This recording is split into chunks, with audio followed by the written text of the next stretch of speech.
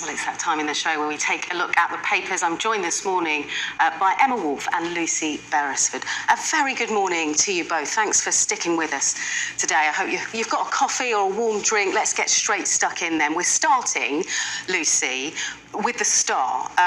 Quite surprising that we should start the paper review with the Star, but they're talking about these measures to crack down on environmental activists because they come into force today. Tell us a bit more about those. Yes, I think it's the first time I've talked about a story from the Daily Star. And also there's a photo to accompany this story, which is from the cricket on last Wednesday. And there's going to be quite a strong cricket theme the rest of this review.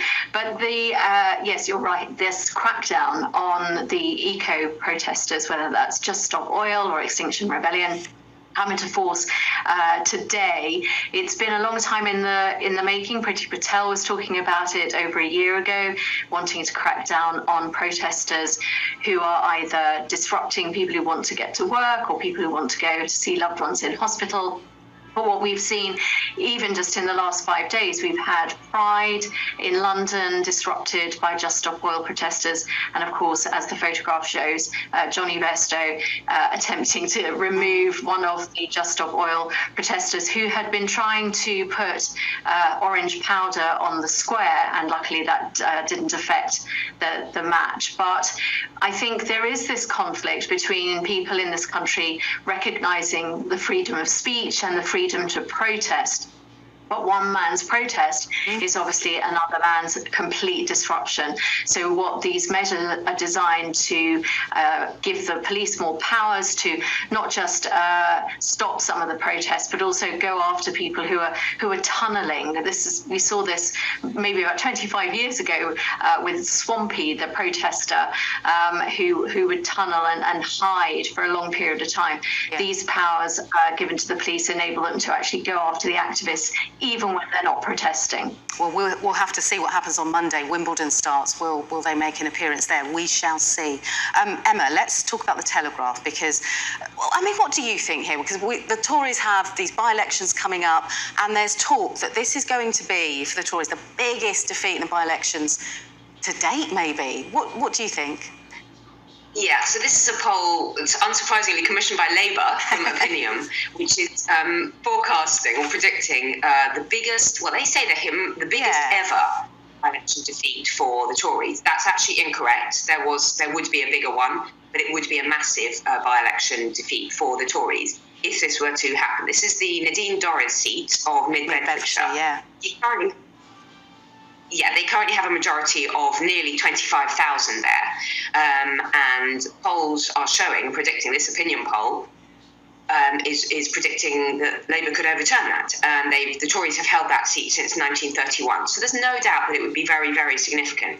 I think that shock defeat would be significant in a number of ways, actually. I think it would be, well, first of all, a shock for the Tories.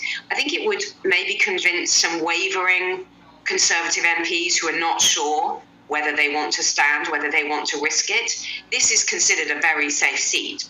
Mid-Beds should be a safe seat. There are less safe seats for the Tories. If Labour can overturn a nearly 25,000 seat majority, that's very worrying for the Conservatives.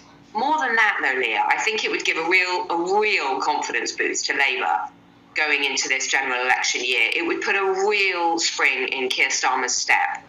As he faces the electorate. Labour spokesman Peter Kyle is saying there's no complacency amongst Labour about these results and about the by-elections coming up, because there's a couple of them coming up in July. But there's no doubt that Labour are absolutely rubbing their hands on this one. Yeah, it's theirs to lose, perhaps some people might say. Let's talk about the Mail, because there's a big headline here saying robots could free up 1 million NHS days. Suspicious of this one. Lucy, what do you make of it? Yes, could is doing a lot of heavy lifting in that sentence. And in the article, there are so many caveats around how many hours might actually be saved. But we've got the celebration of the 75th anniversary of the NHS coming up on Wednesday, and a big package of initiatives, a plan really from the government was launched at the back end of last week. But it is a plan that's going to take between 10 and 15 years. So who knows who will be in power over the course of that decade. And it's also a story which highlights something which is causing a bit of controversy at the moment, how much AI is going to influence our daily lives, whether that's a good thing or a bad thing. What this article is suggesting is that for many patients it could be a huge benefit, because AI and robots in general could be used to perform very menial tasks, freeing up human beings to do other things, to see, such as seeing patients. But one of the things that this article suggests is that you could have robot receptionists, which of course would be scarily familiar to a lot of people who've tried to speak to a receptionist in the GP practice in the last 12 months, who are often indicated to go and check in at the little iPad in the corner. So there's a disconnect here between what people actually want, which is face-to-face time with other human beings so that they can talk about their issues. For sure, there might be ways in which GP notes could be transcribed, perhaps by ChatGPT. Yeah, there are ways it could work really well, isn't there? It could work, but the very fact that this could actually save millions of pounds and millions of hours just seems like these figures have been plucked from thin air. Okay, and very lastly, Lucy, Emma rather, let's talk about the protests in Paris and across France, because we've been talking about this quite a lot on the programme, but it's causing quite discontent across the country.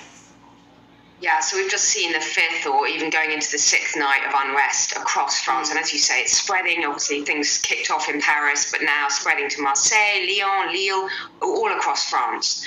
And yesterday, this was obviously sparked by the killing of the 17-year-old Naël Mazrouk. But yesterday, his funeral was held in Nanterre, in the Parisian suburb.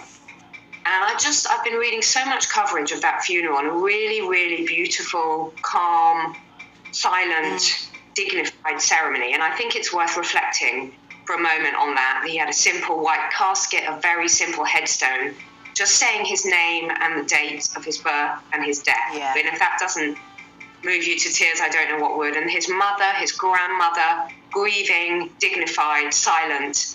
And in contrast, if you contrast that funeral, this 17-year-old young man with I'm glad that you brought that up. The violence, the looting, the fires, the arrests, and the violence towards the gendarmes that are kicking off across France. Thank you, Emma. Thank you so much. We will have much more on the process in Paris after the break.